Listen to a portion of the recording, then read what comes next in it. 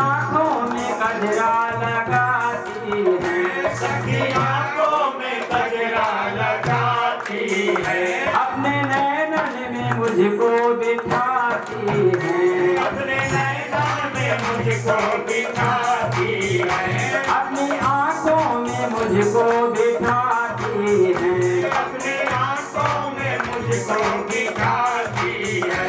कजरे का रंग काला, कजरे का रंग काला, इसलिए काला हो।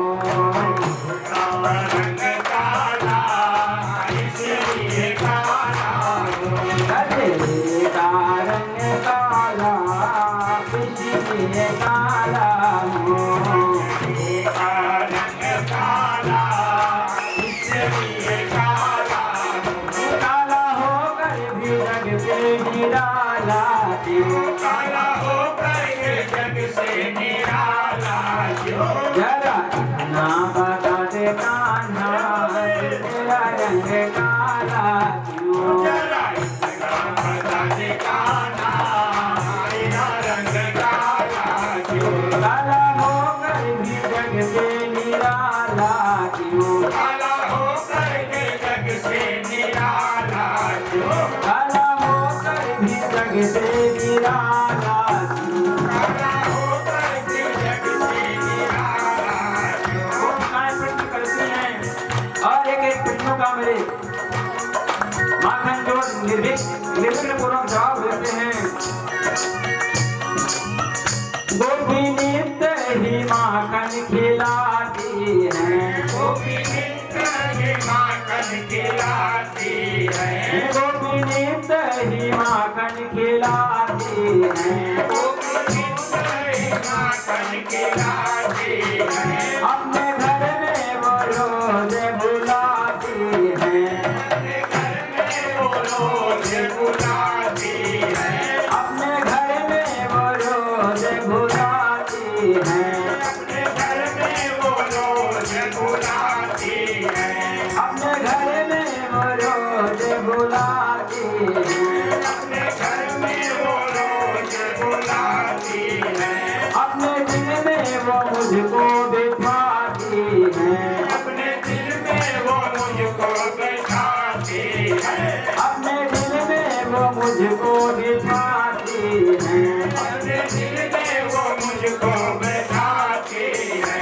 हाँ, इसलिए काला हो, जग से निराला हो, इसलिए काला हो, जग से निराला हो, जरा इतना बता दे कान्हा कि तेरा रंग काला क्यों?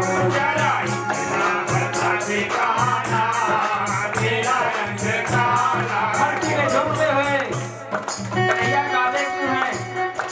आज काले होने का रहस्य पता चल गया ना इस भजन के माध्यम से। ये भक्ति में झूमते हुए जरा इतना बता दे कान्हा कि तेरा रंग काला क्यों? जरा इतना बता दे कान्हा, तेरा रंग काला क्यों? जय जय भक्ति में।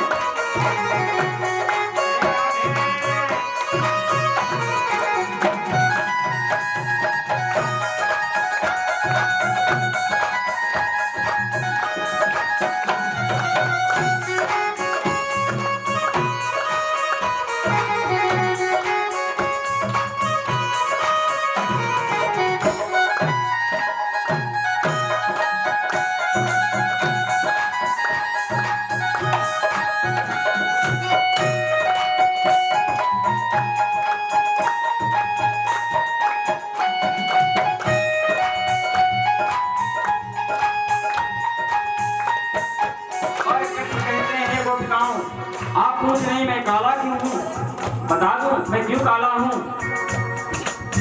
गोपियों का दिल काला, गोपियों का दिल काला, गोपियों का दिल काला, गोपियों का दिल काला। अब गोपियों को गुस्सा आ गया। गोपिकाओं ने मालूम क्या कहा? ये कान्हा ये बात ठीक नहीं, ये कान्हा ये बात ठीक नहीं, ये कान्हा ये बात ठीक नहीं, ये कान्हा ये बात ठीक नहीं। गोपियों का दिल काला, गोपियों का दिल काला, इसलिए काला ये काला, गोपियों का दिल काला, गोपियों का दिल काला, इसलिए काला का दिल काला, इसलिए काला। उन्होंने कहा ये कान्हा ये बात ठीक नहीं, ये कान्हा ये बात ठीक नहीं, ये कान्हा ये बात ठीक नहीं, ये कान्हा ये बात ठीक नहीं। जरा इतना बता दे कान्हा कि तेरा रंग काला क्यों है?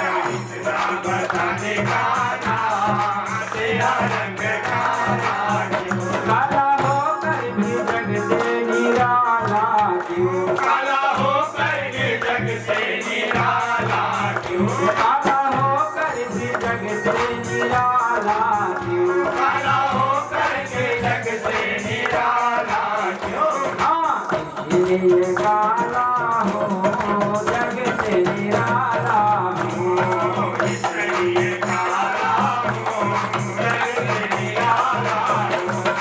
इसलिए काला हो, जग से निराला हो। इसलिए काला हो, जग से निराला हो। इसलिए काला हो, जग से निराला तो नाम बिहारी लाल की जय। अच्छा सच्ची बताना, आज के पहले किसी को मालूम था कि कन्हैया काले क्यों है? एक एक करके कन्हैया ने अपना पूरा रहस्य बता दिया कि मैं काला क्यों हूं। सबको पता चल गया ना आज कि कन्हैया हमारे काले क्यों हैं। और लास्ट में तो कन्हैया ने कह दिया ये गोपियों का दिल काला इसलिए मैं काला हूँ। गोपियों को क्रोध आ गया, लो कर लो बातें, इससे इतना प्रीति करती हैं और इतना निष्ठुर निकला। आगे चल करके मेरे परमात्मा इच्छांग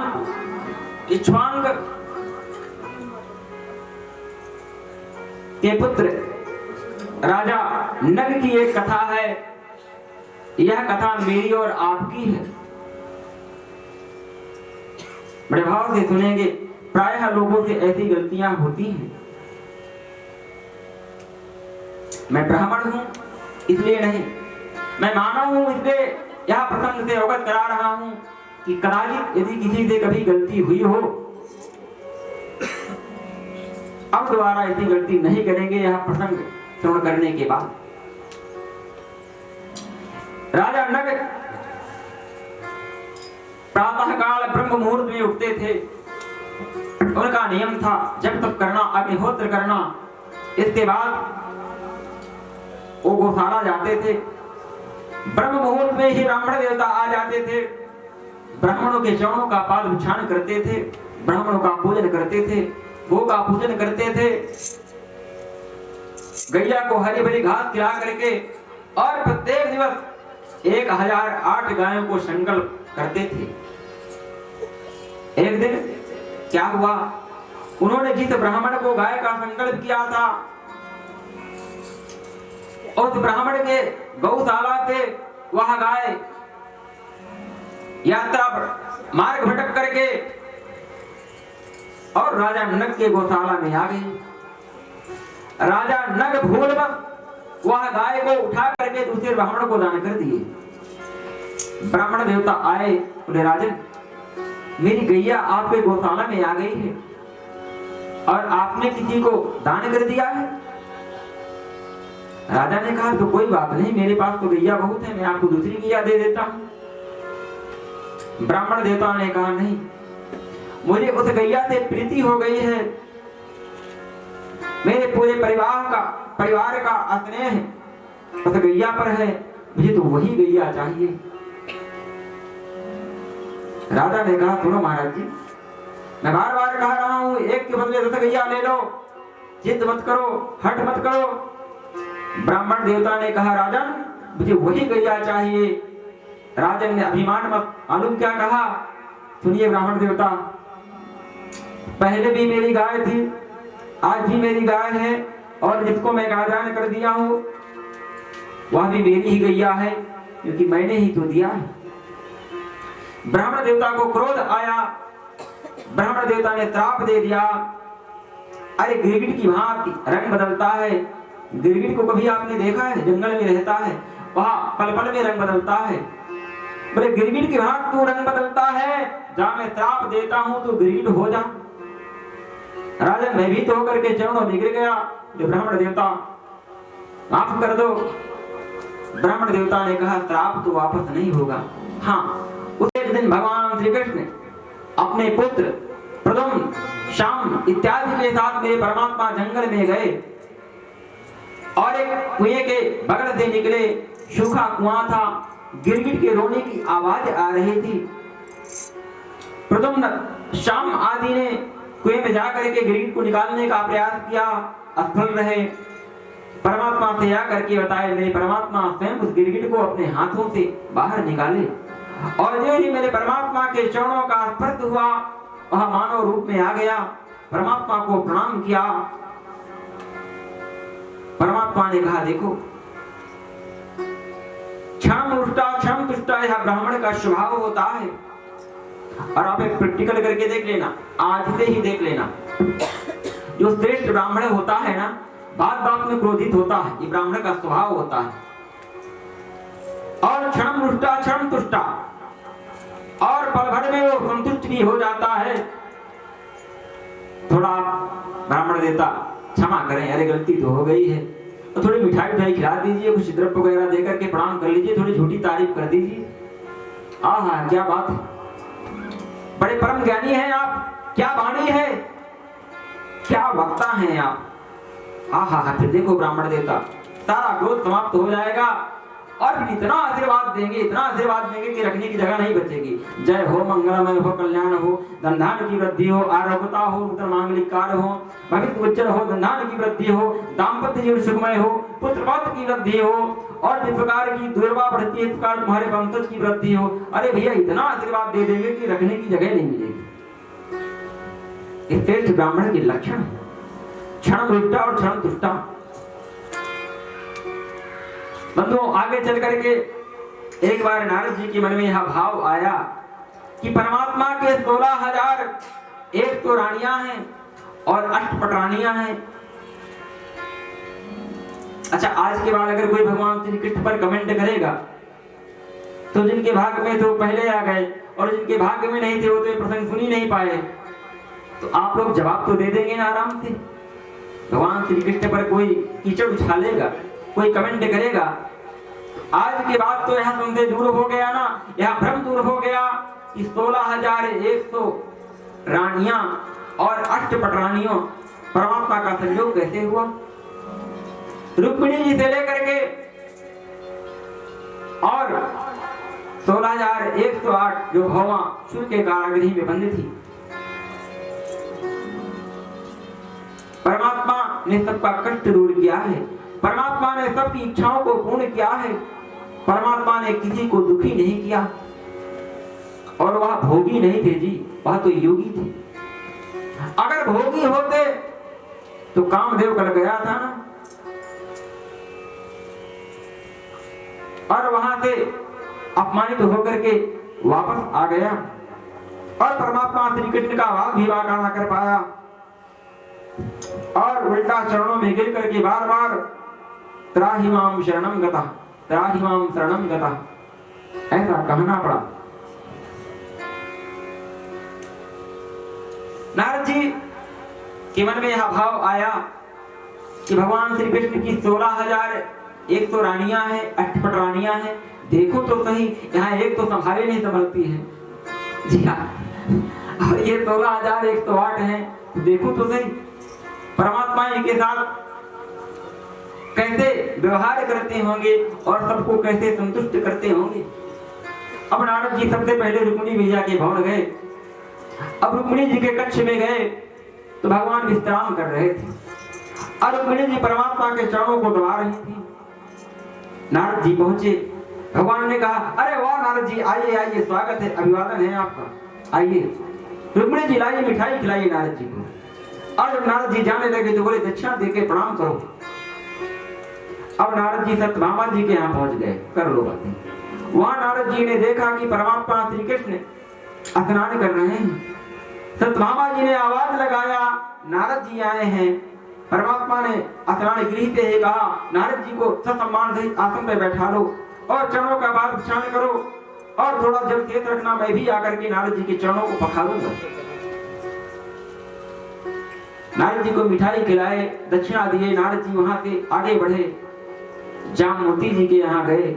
वहां नारद जी ने देखा कि भगवान श्री कृष्ण भोजन कर रहे हैं, मैया जामवती पंखे झल रही हैं। नारद जी ने कहा, ये तो तीसरा कक्ष है।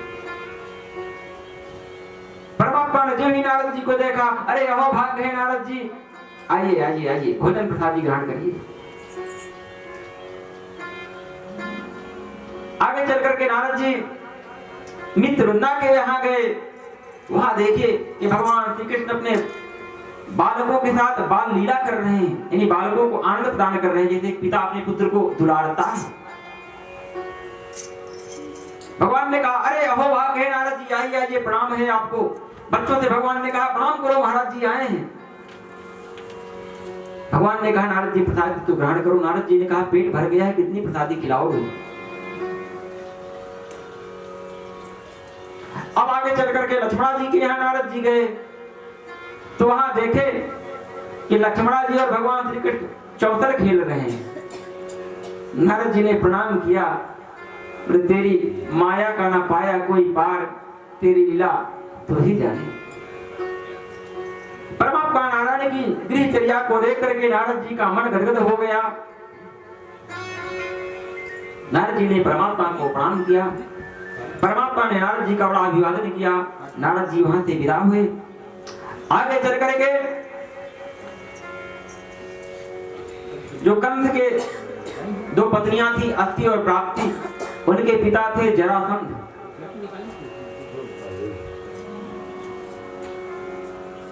परमात्मा श्री कृष्ण अर्जुन को और भीम को लेकर के गए और ब्राह्मण का वेश बना करके गए, क्योंकि परमात्मा को यह बात मालूम थी कि जरासंध बहुत दानी है और ब्राह्मणों का बड़ा अभिवादन करता है।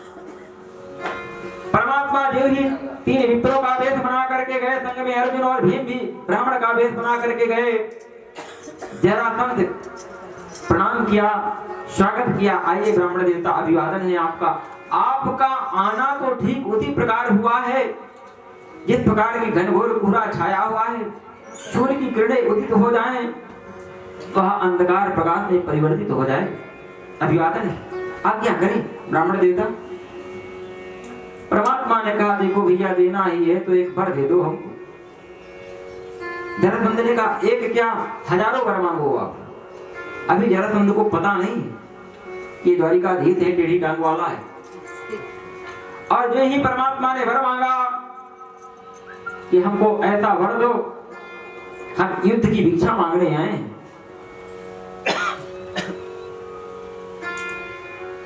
युद्ध की भिक्षा मांगने आए हैं। जो ही जरासंध के कानों पे यह बात गई कि युद्ध की भिक्षा मांगने आए हैं, जरासंध चरणों से लेकर देखा, बोले बात बात बात समझ गया, टेढ़ी टांग वाले हो ना, और तुम्हारे बगल में जो दुबले पतले लंबे से खड़े हैं अर्जुन हैं, और जो मोटे ताजे जो पंडित जी का भेद बना करके खड़े हैं दादा भीम हैं। पर युद्ध की भिक्षा देने का मैंने वर तो दे दिया। आप यदि परमात्मा कृष्ण रूप में द्वारिकाधीश के रूप में आते तो मुकर जाता, लेकिन आप एक ब्राह्मण के वेश में आए हैं। पर सुनो कन्हैया, तुमसे तो मैं युद्ध नहीं करूंगा। क्यों? क्योंकि तुम बड़े डरपोक हो, युद्ध छोड़ करके ही भाग जाते हो, इसलिए तुम्हारा एक नाम पड़ा रणछोड़। और बोले जो बगल में खड़े हैं ना, बाएं बगल में अर्जुन, बोले आपन को इनसे भी युद्ध नहीं करना है। अरे दुबले पतले हैं, एक मुक्का भी मारूंगा नसें टूट जाएंगी। बोले हाँ, जो बगल में दाएं साइड में दादा भीम खड़े हैं ना, टक्कर तो मेरा नहीं दे सकते हैं, लेकिन थोड़ा बारी एक दो मुक्के तो सही सकते हैं। बोले इनसे कर लूंगा। अब दादा भीम और जरासंध का युद्ध हुआ। कई दिनों तक अनवरत युद्ध चलते रहा। महाराज भीम जरासंध को पटके, जरासंध भीम को पटके गदाओं का प्रहार करें। एक दिन दादा भीम रात्रि कालीन में भगवान श्री कृष्ण के कक्ष में आए और बोले गोविंद तुमको प्रणाम है, मैं तो भाग जाऊंगा। कन्हैया ने कहा क्या हुआ? अरे बोले ये इंसान है या पर्वत है? बोले गदा की चोट का तो कोई फर्क ही नहीं पड़ता है। कन्हैया ने कहा देखो, युद्ध आप करते हो, आप युद्ध में कुशल हो, आप गदाधर हो, परंतु थोड़ी मेरी तरफ भी देख लिया करो। और अगर विजय चाहते हो तो कल मेरी तरफ देखना। दादा भीम ने कहा कन्हैया कोई युक्ति बता दो, विजय प्राप्त हो जाए, नहीं तो मैं पक्का कह रहा हूं मैं भाग जाऊंगा, मेरे बस की बात नहीं। कन्हैया ने कहा जब युद्ध करोगे तो मेरी तरफ देखना, मैं जैसे इशारा करूंगा वैसे ही करना।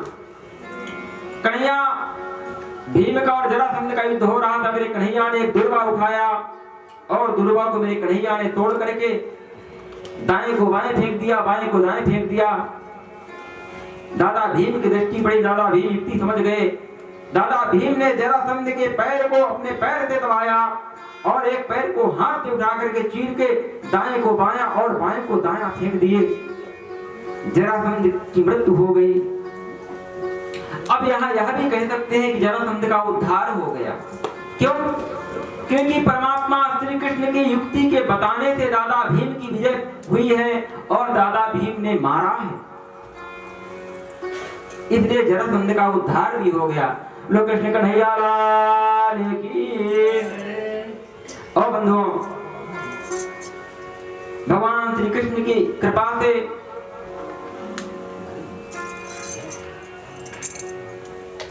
परमात्मा नारायण की कृपा से पांडवों का राजसूय यज्ञ प्रारंभ हुआ। अब वहां पर जब यज्ञ हुआ तो सबके कार्य विभाजित कर दिए गए। देखो मेरे परमात्मा की महती कृपा सुनिए। सब लोगों को कार्य विभाजित कर दिए गए कि आपको यह करना है, आपको यह करना है, आपकी ड्यूटी यहाँ है, आपकी ड्यूटी यहाँ है। लेकिन वो तो जगत पिता परमात्मा है, वह तो द्वारिकाधीश है। किसकी सामर्थ्य है कि मेरे परमात्मा को आदेश कर सके? मेरे परमात्मा भी बड़े चालाक हैं। मेरे परमात्मा भी देख रहे थे कि यज्ञ में सबसे महत्वपूर्ण कार्य कौन सा है। मेरे परमात्मा धीरे से गए और यज्ञ के द्वार पे बैठ गए और जो ब्राह्मण देवता आते थे यज्ञ में, ब्राह्मणों के चप्पलों और जूतों को उठा करके एक एक तरफ मेरे परमात्मा रखते गए और एक परात में ब्राह्मणों के चरणों का मेरे परमात्मा ने पाद प्रक्षालन करना शुरू कर दिया। अच्छा, मैं बार बार बोलता हूँ पाद प्रक्षालन। पाद माने चरण, प्रक्षालन माने धोना, संस्कृत में है। मेरे परमात्मा ने ब्राह्मणों के चरणों को धोया। सभा लगी। सभा में यह हुआ कि अगर पूजा किसकी हो? सब ने कहा कि भैया जहां पे द्वारिकाधीश हो, जगत के जगदाधार, जगदाधार यानी जगत के आधार हो, उनके सिवा किसी अन्य की पूजा कहां संभव है? परमात्मा का पूजन हो। वहां पर शिशुपाल और दंतवक्त्र थे। दंतवक्त्र ने परमात्मा को अपयुक्त कहा। मेरे परमात्मा ने उसको मार करके मेरे परमात्मा ने परम गति प्रदान कर दिया। शिशुपाल ने परमात्मा को 100 गालियां दिया। दादा भीम ने गदा उठाया। अरे बड़ी तेरी मजाल है, हमारे मामा के लड़के, हमारे ईश्वर श्री कृष्ण को तो गाली दे रहा है, अभी मैं तुझे मृत्युदंड देता हूं। भगवान ने इशारा किया, शांत बैठो। अर्जुन ने धनुष उठाया। अर्जुन ने कहा, मजाल है इसकी, तुच्छ प्राणी की, इसको अभी मृत्युदंड दे देता हूं। भगवान ने कहा, ठहरो।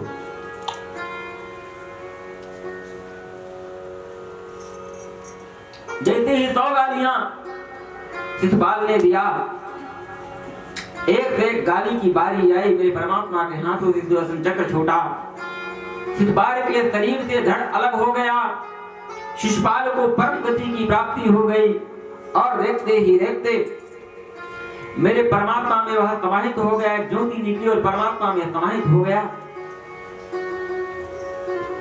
कि यहोवा बकीयम अर्तन काल कोटम भुजिघांतया पा यदप्यताधि भुले भेगतिंधात् इचितं ततोन्यं कि कमवादयालु शरणं व्रजे कमवादयालु शरणं व्रजे। अहो बकीयम अर्तन काल कूटम, जो बकासुर की बहन बकी पुत्रा थी, उसने अपने वक्षा स्थल पर अस्तन में कालकूट नाम का विष लगा करके गई थी। जिघांत आपा ये राप्यताभि लेभे गतिम धात उचितम ततोन्यम कमवा दयालुम शरणं व्रजेम। वो कितना दयालु है कि जो गति अपनी माताओं को प्रदान करना था, कौशल्या, कैकेयी, सुमित्रा को रामावतार में प्रदान किए, और जो गति द्वापर में मैया यशोदा और देवकी और रुक्मिणी, मैया यशोदा, देवकी और रोहिणी मैया को प्रदान करना है, वह गति मेरे परमात्मा ने देखते ही देखते पूतना को प्रदान कर दिया। एक ज्योति निकली और परमात्मा के चरणों में समाहित हो गई। राजा परीक्षित ने प्रश्न किया, गुरुदेव जी ने उत्तर दिया,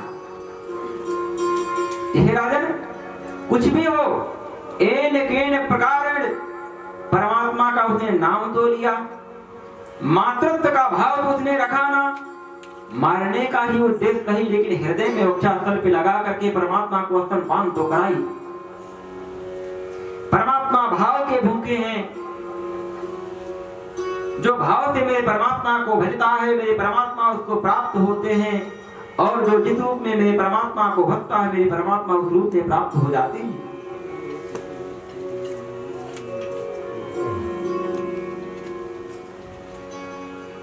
कि भाव को भाव अलख आलस हो, भाव को भाव अलख आलस हो, भाय को भाय अलख आलस हो, भाव को भाव अलख आलस हो, नाम जपत मंगल दत्त हो,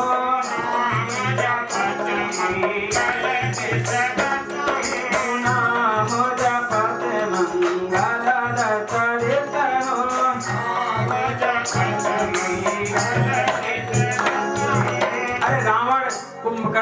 मेघनाद और विभीषण ने भी तो परमात्मा को भजा था।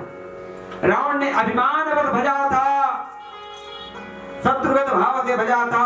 वह वनवासी मेरे सामने क्या एक क्षण के लिए मेरे सामने ठहर नहीं पाएगा, और आए तो सही वनवासी, मार दूंगा राम को।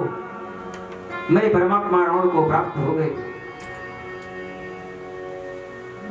और भाई को भाई मेघनाद को भाव से मेरे परमात्मा को भजता था। अरे वो वनवासी मेरे पिता के सामने क्या मेरे सामने नहीं ठहर सकता है, उसमें इतनी दम है तो आ जाए सामने युद्ध करके देख ले, मार ना दूं तो फिर कहना मैं लंकेश का पुत्र नहीं। मेरे परमात्मा मेघनाद को भी प्राप्त हो गए। अलख जो कुंभकर्ण था, मंदो 6 महीने सोता था और 1 दिन के लिए जगता था, तो भोजन बहुत करता था। सृष्टि में जितने जीव जंतु रहते थे सबको एक बार में खा जाता था। एक बार उसने ब्रह्मा जी से वरदान मांगा, और वरदान मांगना चाहता था कि मैं 6 महीने जगूं और 1 दिन सोऊं। ब्रह्मा जी ने सरस्वती को निर्देश दिया कि जाओ इसकी मति को उल्टा कर दो। तो मालूम क्या कहा कि मैं 6 महीने सोऊं और 1 दिन जगूं। अरे भैया 1 दिन में तो पूरी पृथ्वी के जीव जंतु को खा जाता है, और 6 महीने जगेगा और 1 दिन सोएगा, तब तो सृष्टि नष्ट हो जाएगी। और भाव से विभीषण ने जपा, मेरे परमात्मा तो विभीषण को प्राप्त हो गए, और मेरे परमात्मा ने विभीषण का राज्य तिलक किया। लंकाधिपति की उपाधि मेरे परमात्मा ने दे दिया। मेरे परमात्मा तो भाव के भूखे हैं ना जी। अच्छा, भगवान श्री कृष्ण का और शिशुपाल का एक रिश्ता भी था, कर लो बातें। भगवान श्री कृष्ण के खास मौसी का बेटा था शिशुपाल। भगवान श्री कृष्ण के सगी मौसी का बेटा था शिशुपाल। जब शिशुपाल का जन्म हुआ तो शिशुपाल के 4 भुजाएं थी। बड़े बड़े वेदक ब्राह्मणों को बुलाया गया, ज्योतिषियों को बुलाया गया। सबने भविष्यवाणी किया, बड़ा पराक्रमी होगा, बलवान होगा। जब वो इसके नामों की चर्चा होगी। लेकिन याद रखना, जिसकी गोद में जाने से इसकी 2 भुजाएं कट जाएंगी ना, उसी के द्वारा इसकी मृत्यु सुनिश्चित है। अब तो भैया भगवान श्री कृष्ण की जो मौसी थी, उन्होंने सब इष्ट मित्र रिश्तेदार परिवार कुटुंबजनों को बुलाया और सबके गोद में शिशुपाल को दिया।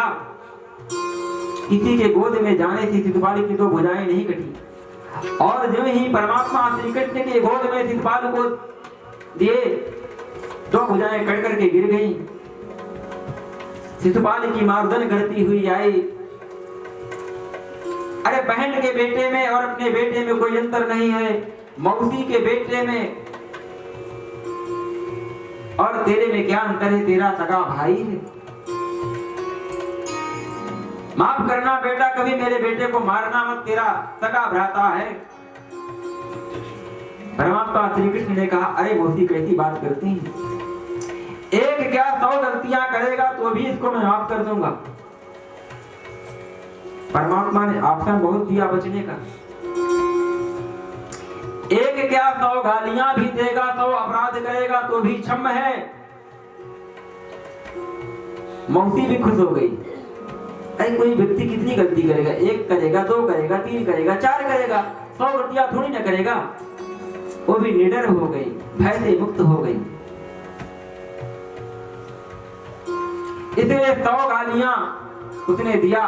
परमात्मा बड़े प्रेम से इसके गालियों का पान करते गए, और 100 गालियां जिन ही पूर्ण हुई, 101 गालियां परमात्मा के हाथों से सुदर्शन चक्र छूटा और शिशुपाल का परम उद्धार मेरी परमात्मा ने कर दिया।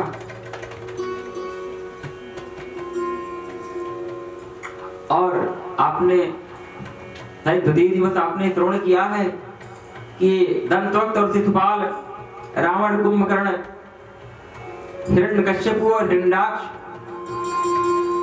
ये कोई और नहीं थे जी, भगवान नारायण के जो पार्षद थे जय और विजय। ब्रह्मा जी के जो प्रथम पुत्र थे सनक सनंदन सनातन सनत कुमार, उनके श्राप के द्वारा 3 जन्मों तक यहाँ राक्षस होने का श्राप था। भगवान ने निवेदन किया कि हे ब्राह्मण देवताओं, ये मेरे द्वारपाल हैं, क्षमा वर्ण को चाहिए, छोटन को अपराध।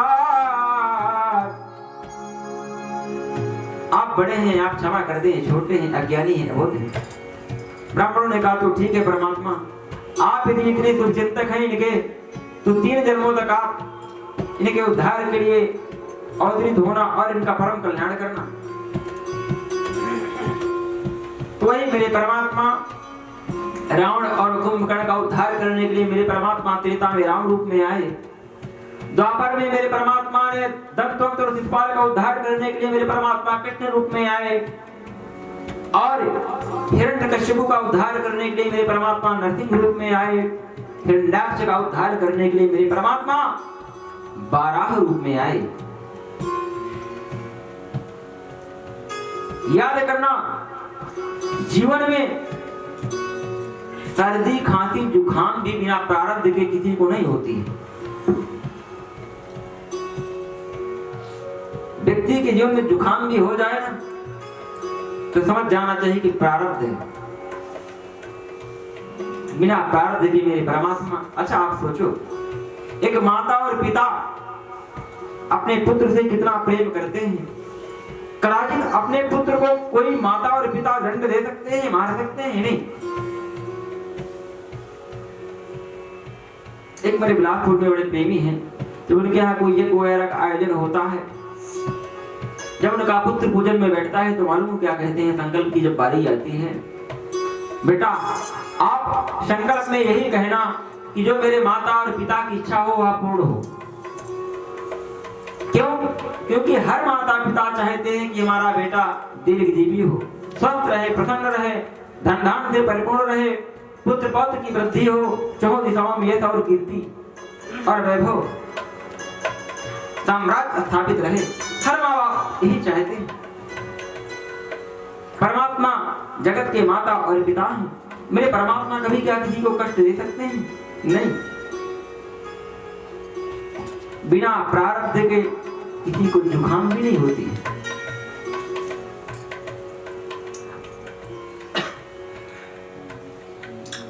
आगे चल करके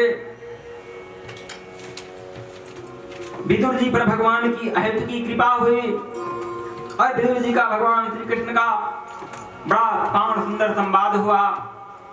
परमात्मा श्री कृष्ण को प्रणाम करके विदुर जी तीर्थ यात्रा को चले गए।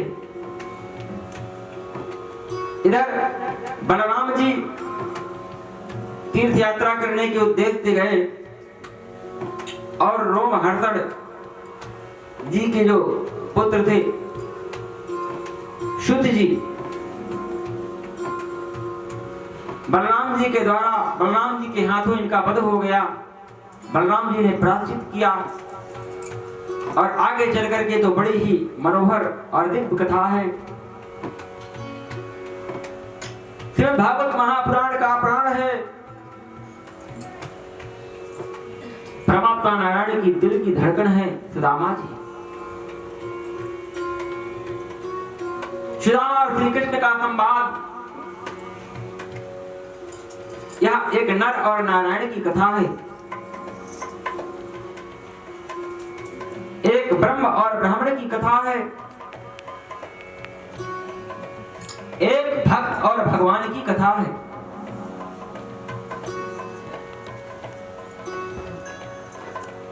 एक दीन और दीनानाथ की कथा है।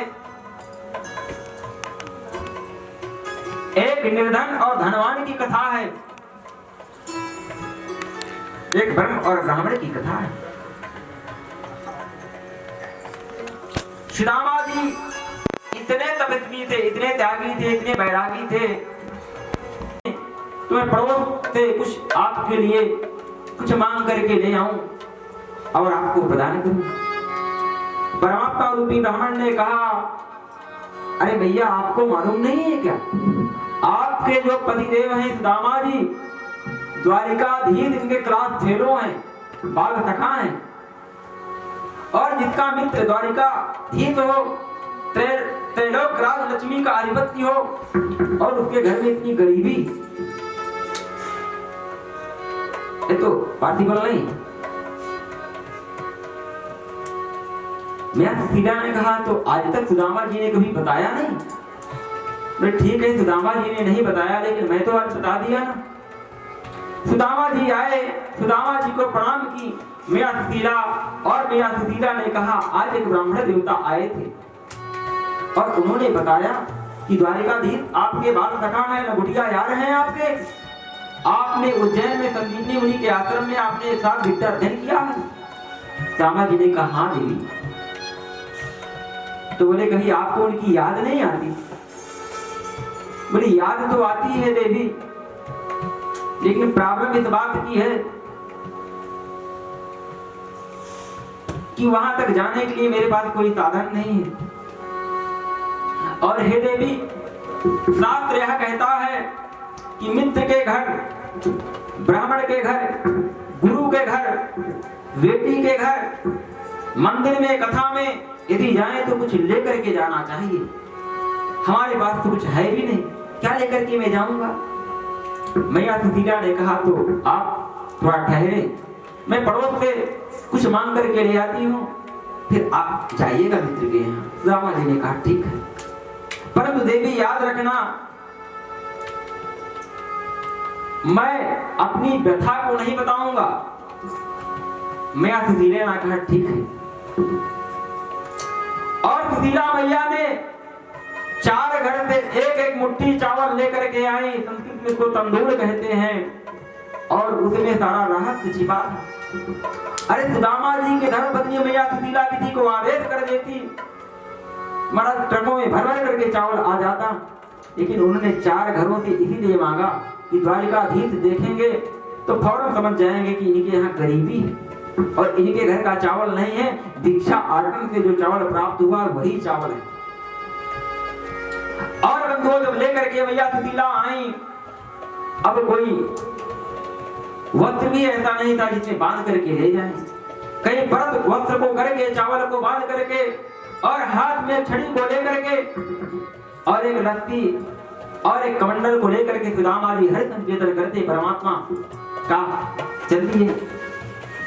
मार्ग में कुछ दूर सुदामा जी गए, परमात्मा को करुणा आई कि दुबला पतला ब्राह्मण है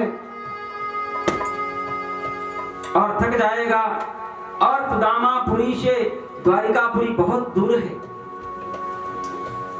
सुदामा जी को निद्रा आई, सुदामा जी एक जगह सो गए, हाथ की तकिया लगाए और सो गए। मेरे परमात्मा ने सुदामा जी को निद्रा अवस्था में गोद में उठाया और समुद्र के किनारे मेरे परमात्मा ने लिटा दिया। सुदामा जी की निद्रा खुली, सुदामा जी ने देखा कि ये तो सामने समुद्र है,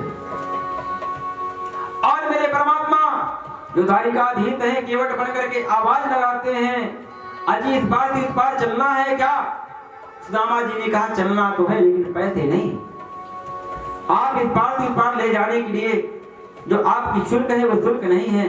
परमात्मा ने कहा हम तो बिना शुल्क के ही इस पार से उस पार ले जाने वाले हैं, हमारा तो काम ही यही है, इस पार से उस पार ले जाना। सुदामा जी ने कहा देखो भैया अभी बात फाइनल कर लो, बाद में आप शुल्क मांगोगे तो मेरे पास तो कुछ है नहीं। बंधुओं भगवान श्री कृष्ण केवट के रूप में और भगवान श्री कृष्ण ले जाकर के द्वारिका में सुदामा जी को छोड़ दिए। सुदामा जी द्वारिका में गए और कभी धनी नगरी में प्रवेश तो किए नहीं थे, बैरागी थे। सुदामा जी ने द्वारिकाधीश के एक से एक सुंदर महलों को देख करके चकाचौंध हो गए। सुदामा जी ने एक व्यक्ति से पूछा अरे भैया ये तो बताओ द्वारिकाधीश का महल यही है ना, द्वारिका यही तो है ना। उसने कहा अरे वाह रे ब्राह्मण देवता, यही द्वारिका है और जो सामने बहुत बड़ा सोने का महल दिखाई दे रहा है यही द्वारिकाधीश रहते हैं। सुदामा जी गए और द्वारपालों से सुदामा जी ने कहा एक मैं भ्रांतियां दूर करना चाहता हूँ। कई लोग बड़ा प्रसंग में बड़ा अपवाद कर देते हैं कि सुदामा जी जब द्वारिकाधीश के द्वारपालों से के पास गए तो उन्होंने धक्के मार करके सुदामा जी को बाहर कर दिया। एकदम असत्य है, भागवत में ऐसा कोई उल्लेख नहीं है, ये द्वार की कथा है। अरे परम पिता परमेश्वर जो जगत की ईश्वर जगदीश्वर हैं और उनकी ईश्वर ब्राह्मण है। एक बार मैया रुक्मिणी और भगवान श्री कृष्ण बैठे मनोविनोद कर रहे थे, एकाएक भगवान के नेत्र बंद हो गए, भगवान ध्यान मग्न हो गए। रुक्मिणी जी ने प्रश्न किया और स्वाभाविक भी है, पत्नी के पास पति बैठा है और एकाएक कहीं और चला जाए पत्नी का अधिकार भी है। कहा स्वामी आप बैठे मेरे संग हैं और आपकी एकाग्रता कहीं और है, क्या आप किसी का चिंतन करते हैं। परमात्मा ने मालूम क्या कहा श्रीमद् भागवत महापुराण में कि ननवश्य ब्राह्मणा राजन कृष्ण जगदात्मनः पुनन्तः पादतारजतां त्रैलोक्यं दैवतां महता। हे देवी रुक्मिणी जी, जगत का ईश्वर जगदीश्वर तो मैं हूं, लेकिन मेरा ईश्वर ब्राह्मण है। जगत मेरी आराधना करता है, मैं ब्राह्मणों के श्री चरणों की आराधना करता हूं। त्रैलोक का देवता महत, त्रैलोक का स्वामी तो मैं हूं, लेकिन मेरा स्वामी ब्राह्मण है। मैं दिन रात ब्राह्मणों के श्री चरणों का चिंतन करता हूं और ब्राह्मणों की जो चरणों की रज है, उस रज को मैं अपने मस्तक पे धारण करता हूं, इससे त्रैलोक पावन और पवित्र हो जाता है। रुक्मिणी जी ने कहा, अच्छा। बंधुओं, जो ही परमात्मा श्री कृष्ण के द्वारपालों से सुदामा जी का संवाद हुआ, द्वारपालों ने जाकर के श्री कृष्ण से कहा, द्वारिकाधीश आपको प्रणाम है। एक ब्राह्मण देवता आए हैं, दुबले पतले से हैं, फटे पुराने वस्त्र पहने हैं, मैले कुचैले, एक दुबली पतली और टूटी हुई छड़ी लिए हैं, हाथ में लत्ती है और एक बहुत पुराना कमंडल है। और उनके चेहरे को ऐसा देख करके लगता है कि हजारों करोड़ों सूर्य प्रकट हो गए हो, चेहरे में ऐसी लालिमा है, दीप्यमान तेज है उनके चेहरे पर। जो ही परमात्मा श्री कृष्ण ने सुना कि मेरा बाल सखा, मेरा मित्र सुदामा आया है, रुक्मिणी के संग भगवान बैठे थे, मेरे परमात्मा दौड़े और बिना पादुका के ही मेरे परमात्मा दौड़े। पीताम्बरी गिरी, पृथ्वी में कंपन होने लगा, क्योंकि भगवान की पीताम्बरी का भार वाहन करने में समर्थवान नहीं थी पृथ्वी। मैया रुक्मिणी ने प्रश्न किया, अरे द्वारिकाधीश, कौन ऐसा श्रेष्ठ व्यक्ति है, तेजस्वी है, महान है, इतना बड़े बड़े राजा आज तक आपके पास आए, आप इतने उत्सुक होकर के उनका अभिवादन करने के उद्देश्य से आज तक आप द्वार पे नहीं गए, और धन्य है वो कौन ऐसी महान शक्ति है जिसका स्वागत करने स्वयं आप जा रहे हैं। 1 2 3 4 5 6 7 द्वार के बाहर निकले, सुदामा जी को देखे भगवान श्री कृष्ण चरणों में गिर गए, सुदामा जी को हृदय से लगा लिया और वहां से लेकर के आए और सुदामा जी को उस राज सिंहासन पे बैठा दिया। इस राज सिंहासन पर स्वयं विधाता बैठते। भगवान श्री कृष्ण ने रुक्मिणी से कहा, रुक्मिणी सोने की थाल लाओ, सोने के कलश लाओ और उन कलशों में जल भर करके ले आना, और तुम जल को डालना, मैं उस जल से सुदामा जी के चरणों को धोऊंगा। परंतु जो ही रुक्मिणी जी जल लेने गई, भगवान श्री कृष्ण ने सुदामा जी के चरणों को उठाया और देखा कि चरणों में बेवाइयां फटी हुई हैं, रक्त बह रहा है और इतने कांटे लगे हैं। परमात्मा ने सुदामा जी के चरणों को उठाया और अपने दांतों से एक एक कांटे को मेरे परमात्मा निकाल रहे हैं, और मेरे परमात्मा के आंखों से अश्रुपात होने लगा, जलबिंब बहने लगा कि मेरे परमात्मा जल की आवश्यकता नहीं पड़ी कि नयनन के जल सो भगत होयो। आज मेरे परमात्मा अपने नेत्रों के जल से सुदामा जी के चरणों को धोते हैं। तो आइए थोड़ा भगवान श्री कृष्ण के श्री चरणों में वंदन कर लें कि जितना राधा रोई रोई कान्हा के लिए, जितना राधा रोई रोई कान्हा के लिए, जितना राधा रोई रोई कान्हा के लिए, कन्हैया उतना रोए रोए हैं सुदामा के लिए, कन्हैया उतना रोए रोए हैं सुदामा के लिए, रोई रोई कान्हा के लिए, जितना राधा रोई रोई कान्हा के लिए, उतना रोया रोया है सुदामा के लिए, कन्हैया उतना रोया रोया है सुदामा के लिए, उतना राधा रोई रोई कान्हा के लिए, कन्हैया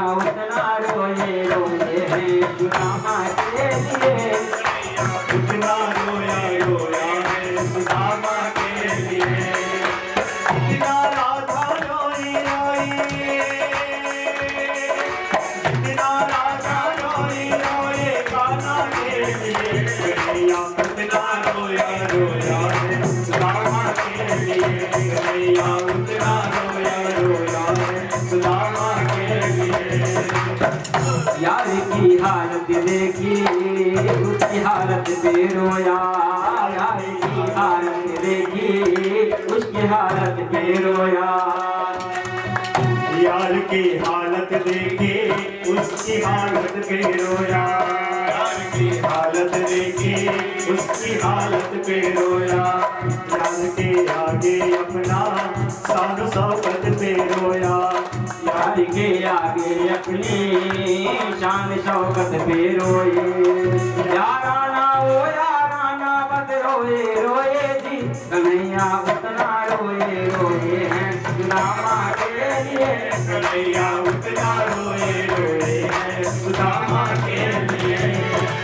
इतना राधा रोए रोए, इतना राधा रोए रोए कान्हा के लिए। कन्हैया उतना रोया रोया है सुदामा के लिए, कन्हैया उतना रोया रोया है सुदामा के लिए।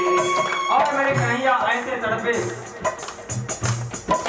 ऐसे तड़पा दे तमा परवाना के लिए, ऐसे तड़पा दे तमा परवाना के लिए, ये ऐसे तड़पा दे तमा परवाना के लिए। ऐसे तड़पा जैसे परवाना के लिए।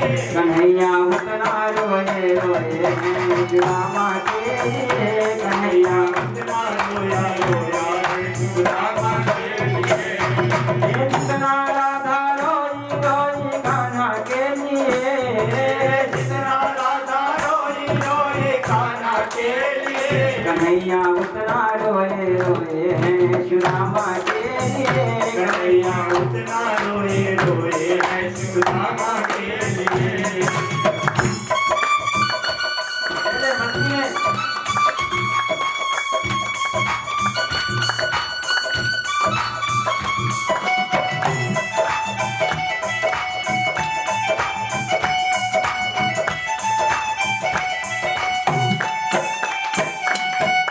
यार को लगा कलेजे बाह भर भर के रोए, यार को लगा कलेजे बात भर भर के रोया, यार को लगा कलेजे बाह भर भर के रोए। यार को लगा कलेजे बात भर भर के रोए। और अपने बचपन की याद कर कर के रोए, और अपने बचपन की याद कर कर के रोए।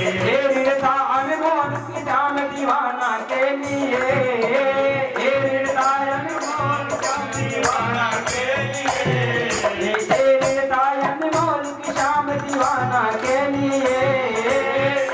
सायन मोर दीवाना के लिए। कन्हैया उतना रोए रोए हैं सुदामा के लिए, कन्हैया उतना रोए रोए है सुदामा के लिए। जितना राधा रोई रोई कान्हा के लिए, जितना राधा रोए रोए कान्हा के लिए, जितना राधा रोई रोई कान्हा के लिए। जितना राधा रोए रोए कान्हा के लिए। कन्हैया उतना रोए रोए हैं सुदामा के लिए, कन्हैया उतना रोए रोए है सुदामा के लिए, कन्हैया उतना रोए रोए हैं सुदामा के लिए, कन्हैया उतना रोए रोए हैं सुदामा के लिए। जितना राधा रोई रोई कान्हा के लिए, जितना राधा रोई रोई कान्हा के लिए। कन्हैया उतना रोए रोए हैं सुदामा के लिए। कन्हैया उतना रोए रोए है सुदामा के लिए। पाँव के छाले देखे, पाँव के छाले देखे आंख भर भर के रोए, आगे चाले देखे आंख भर भर के रोए। पाँव के छाले देखे दुखों के मारे रोए, पाँव के चाले देखे दुख के मारे रोए। पाँव के छाले देखे दुखों के मारे रोए। पाँव के चाले देखे दुख के मारे रोए। पाँव धोने के खातिर खुद खुशी के मारे रोए